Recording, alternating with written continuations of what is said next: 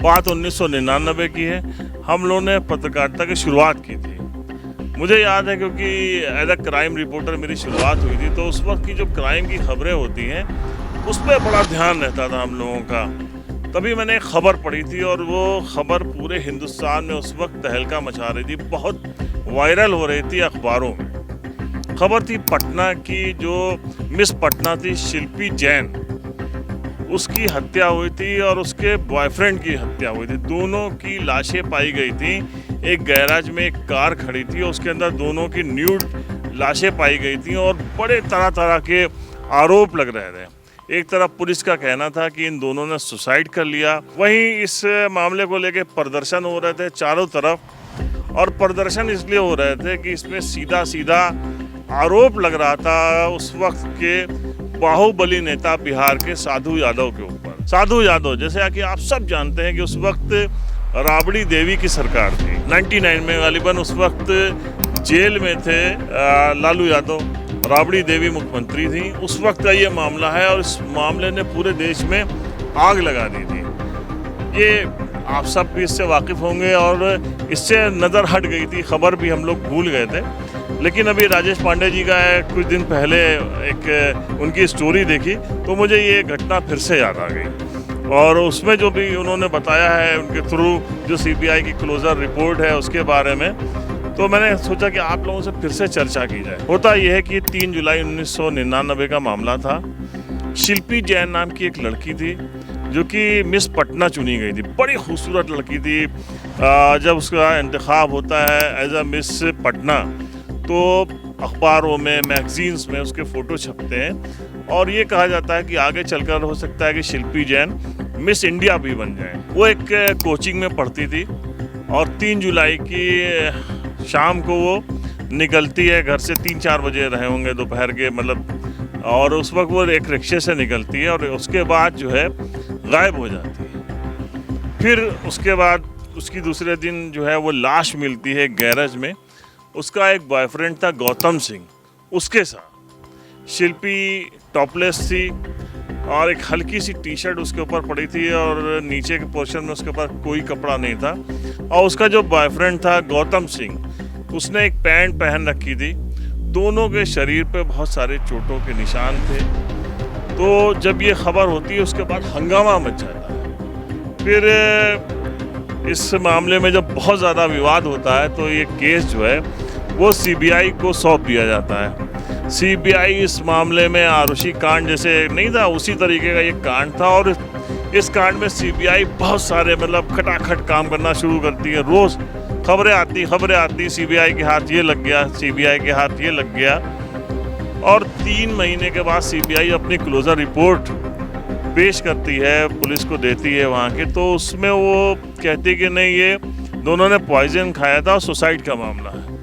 अब सब हक्का बक्का रह जाते हैं कि अरे ये क्या, ये सीबीआई ने क्या कर दिया।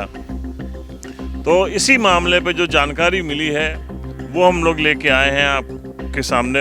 इस पर थोड़ा सा डिस्कशन करना चाहते हैं। एक बार फिर मैं इसके लिए पूरा क्रेडिट दूंगा पूरा IPS राजेश पांडे जी को। तो कहते हैं कि 3 जुलाई को जो वो घर से निकलती है शिल्पी, तो वो कुछ दूर जाती है तो एक कार पीछे से हॉर्न मारती है। 2-3 बार वो हॉर्न उससे कार से सुनाई देता है, तो पलट के देखती है तो जो ड्राइव कर रहा होता है वो एक लड़का होता है और वो हाथ हिलाता है। तो वो लड़का होता है शिल्पी का जो बॉयफ्रेंड था गौतम सिंह का दोस्त, और वो आगे जाके साइड में गाड़ी लगा रहता है। पूछता कहाँ जा रही हो, तो शिल्पी कहती है कि मैं कोचिंग जा रही हूँ। तो कहता चलो मैं छोड़ दूँ तुम्हें कोचिंग। कहाँ है कोचिंग तुम्हारी? तो बताती है कि फुलवारी शरीफ, थोड़ी आगे एक जगह पड़ती थी, एक राउंड अबाउट था, उसके पास में उसकी कोचिंग होती है। तो कहती है मैं कोचिंग जा रही हूँ। तो वो कहता आओ मैं छोड़ दूंगा तुम्हें, क्योंकि वो शिल्पी उसको अच्छी तरीके से जानती होती है। वो उसका बॉयफ्रेंड का बहुत अच्छा दोस्त होता है। तो शिल्पी उसमें बैठ जाती है और उसमें बैठ के उस कार से वो चली जाती है। और उसके बाद वो लड़का शिल्पी को कुछ दूर ले जाता है और कहते हैं कि वो उसकी कोचिंग छोड़ने के बजाय वो आउटर रिंग साइड का एक एरिया था, सुनसान एरिया उस ज़माने में होता था, तो उस साइड में लेके वो चला जाता है। जब कार की रफ्तार बढ़ाता है तो शिल्पी कहते ये क्या कर रहे हो, तो हंसने लगता, कहते हैं कुछ नहीं, और मुझे तुम्हारे बॉयफ्रेंड गौतम ने ही भेजा है, वो तुम्हारा वेट कर रहा है वाल्मीकि एक वहाँ पे एक थोड़ी दूर पे गेस्ट हाउस है, वहीं पर है वो, तो हम लोग वहीं चलते हैं, वहाँ पे तुम्हारी उससे मुलाकात हो जाएगी। अब गौतम सिंह का नाम सुन के जो है वो शांत हो जाती है कि चलो ठीक है यार, चलेंगे वहाँ, उससे मुलाकात हो जाएगी, क्योंकि दोनों के बीच में बहुत ज़बरदस्त तरीके का लव अफेयर चल रहा होता है। गौतम सिंह एक बहुत अच्छा लड़का था और उस वक्त वो पॉलिटिक्स में भी इन्वॉल्व हो चुका था। बड़े घर से आता था गौतम सिंह, उसके फादर जो है और उसकी पूरी फैमिली अब्रॉड में रहती थी, NRI थे वो लोग, और गौतम सिंह यहाँ रहता था और सिर्फ इसलिए रहता था कि उसका इंटरेस्ट पॉलिटिक्स में था और साधु यादव से उसमें उसके काफ़ी अच्छे टर्म्स से साधु यादव के साथ ही वो राजनीति करता था। तो अब ये मान जाती है और वहाँ चली जाती है। इसी बीच में गौतम को जानकारी मिलती है कि उसकी जो गर्लफ्रेंड है शिल्पी, उसको उसका दोस्त लेके उस बदनाम गेस्ट हाउस में गया है। वो गेस्ट हाउस वक्त कहते हैं कि जो वहाँ के जितने बड़े पॉलिटिशियंस होते थे और उस टाइप के पॉलिटिशियंस होते थे जो अय्याश होते थे, उनके लिए उनके सेक्स की आग बुझाने के लिए वहाँ पर पूरा इंतज़ाम होता था। वहाँ पर उसी टाइप की कॉलगर्ल्स और लड़कियाँ ऐसी आती थी जिनके साथ वो लोग वहाँ पर रह के अय्याशी किया करते थे।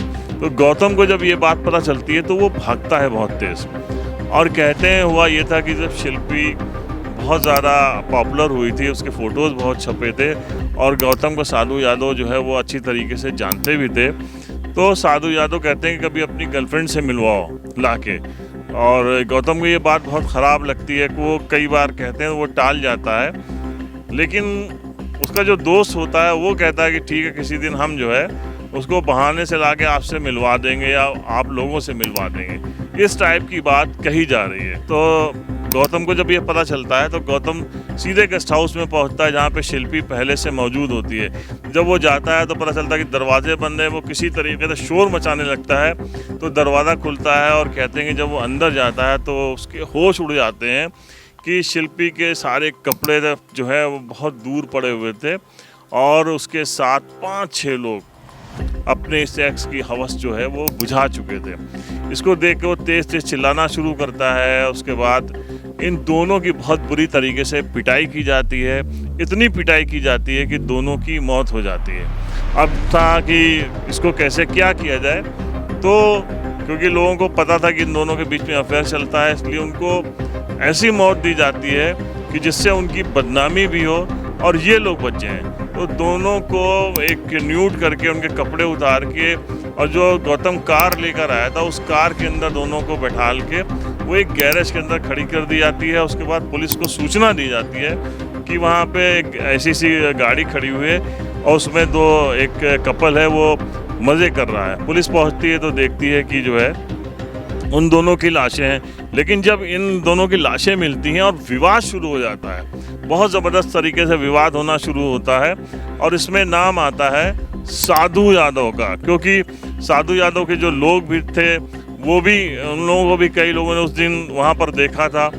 और जब साधु यादव के लोग जब उस घटना होती है, वहाँ लाशें मिलती हैं, वहाँ पे जाके भी वो लोग कुछ बवाल करते हैं, इसलिए पूरा विपक्ष उनके ऊपर आरोप लगाता है। अब इसकी जांच शुरू होती है, बहुत ज़बरदस्त तरीके से जांच शुरू पुलिस करती है, लेकिन पुलिस सीधे साधु यादव से कभी बातचीत करने की हिम्मत ही नहीं कर पाती है। तो ये मामला CBI में चला जाता है। अब CBI में जाता है तो CBI की जब जांच शुरू होती है तो कहते हैं कि स्टार्टिंग में CBI को बहुत सारे प्रूफ मिले थे इस मामले में, जैसे कि इनके एंटीमॉर्टम इंजरीज दोनों के उस पर थी, और कहते हैं कि जिस तरीके से नोचा गया था, खरोचा गया था, तो जो नाखून थे उसमें ब्लड लगा हुआ था उसके शरीर पे, और जो सीमेन उसके शरीर पे पाया गया था कुछ कपड़ों पे, शिल्पी के कपड़ों पे पाया गया था, उससे भी ये पता लगाया जा सकता था कि कौन से लोग हैं जो आरोपी जिनके नाम आ रहे थे वो हैं कि नहीं हैं। तो उसमें साधु यादव से भी ये था कि पूछताछ होगी और साधु यादव का जो है वो सीमेन लिया जाएगा, चेक किया जाएगा। तो ये CBI की उस वक्त शुरुआत होती है, लेकिन कहते हैं कि उसी वक्त कुछ ऐसा होता है कि केंद्र में सरकार बदल जाती है, मनमोहन सिंह की सरकार आती है जिसमें लालू एक पावरफुल मिनिस्टर होते हैं, और उसी जांच के दौरान CBI जो है वो धीरे धीरे उनकी जांच शिथिल होना शुरू हो जाती है। सारे प्रूफ बहुत सारे उनको मिलते हैं, लेकिन जब क्लोजर रिपोर्ट CBI देती है, पहले तो अखबारों में रोज़ आ रहा था कि ये प्रूफ मिले CBI को, ये प्रूफ मिले CBI को, ये प्रूफ मिले, लेकिन जब क्लोजर रिपोर्ट आती है तो उसमें यही लिखा होता है कि कोई ठोस प्रमाण नहीं मिला और साधु यादव ने अपना जो है वो टेस्ट कराने से, अपना सीमेंट देने से इनकार कर दिया। तो आप सोच लीजिए कि साधु यादव कितना पावरफुल रहा होगा कि सीबीआई ने क्लोजर रिपोर्ट में ये लिखा है कि हमको सबूत इसलिए नहीं मिल पाए क्योंकि साधु यादव ने सीमेंट देने से इनकार कर दिया था। तो ये कुछ ऐसा मामला था जो कि बड़ा उस ज़माने में भी हिट रहा था, बहुत लोगों में वायरल हुआ था, लेकिन आज भी सीबीआई की रिपोर्ट वहीं की वहीं रह गई और कुछ पता ही नहीं चल पाया कि शिल्पी की जो हत्या हुई थी, गौतम की हत्या हुई थी और किस तरीके से किन लोगों ने उसके साथ गैंग रेप किया था। एक बच्ची, एक नई लड़की जो कि बहुत खूबसूरत थी, बहुत इंटेलिजेंट थी, हो सकता है कि उसका करियर बहुत आगे जाता। लेकिन हाँ, इस मामले में एक ये भी बात हुई थी, बताते हैं कि जब सीबीआई की क्लोजर रिपोर्ट दाखिल हुई तो उसके खिलाफ सुप्रीम कोर्ट में शिल्पी का जो भाई था उसने वहाँ पर अपील की थी कि नहीं, ये गलत जांच हुई है और इसकी फिर से जो है री इन्वेस्टिगेशन किया जाए। तो उसके भाई को उसके घर के बाहर से किडनैप कर लिया गया था और उसके बाद वो 2-3 दिनों के बाद मिला था।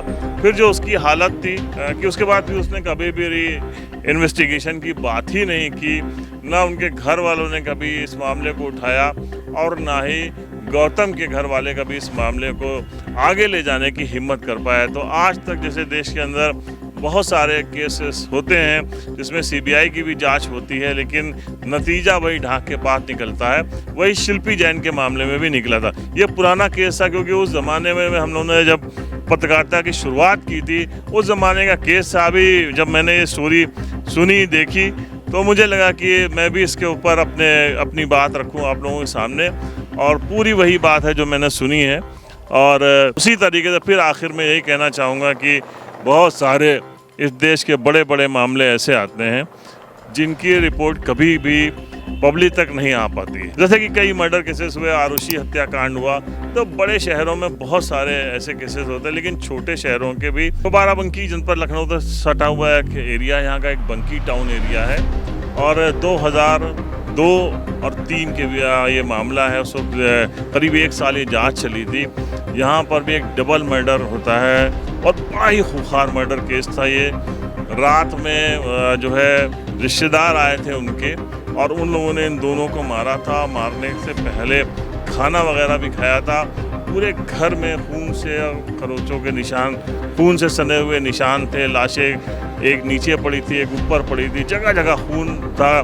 बड़ी कहते हैं इसमें डकैती भी हुई थी, बहुत रुपया भी गया था और बहुत दिन ये केस चला। लेकिन ये केस भी उस राजनाथ सिंह की गवर्नमेंट का ये केस था और कहते हैं कि बहुत पावरफुल लोग थे, इसलिए इस मामले की आज तक सही से इन्वेस्टिगेशन नहीं हो पाई और जो अभियुक्त था वो पुलिस के हाथ लगते लगते रह गया था। तो होते हैं ऐसे बहुत सारे केसेस। आपका क्या सोचना है इस बारे में हमें ज़रूर बताइएगा। तो मिलते हैं नेक्स्ट एपिसोड में एक नई कहानी के साथ। तब तक के लिए अपना ख्याल रखिए, सुरक्षित रखिए। जय हिंद।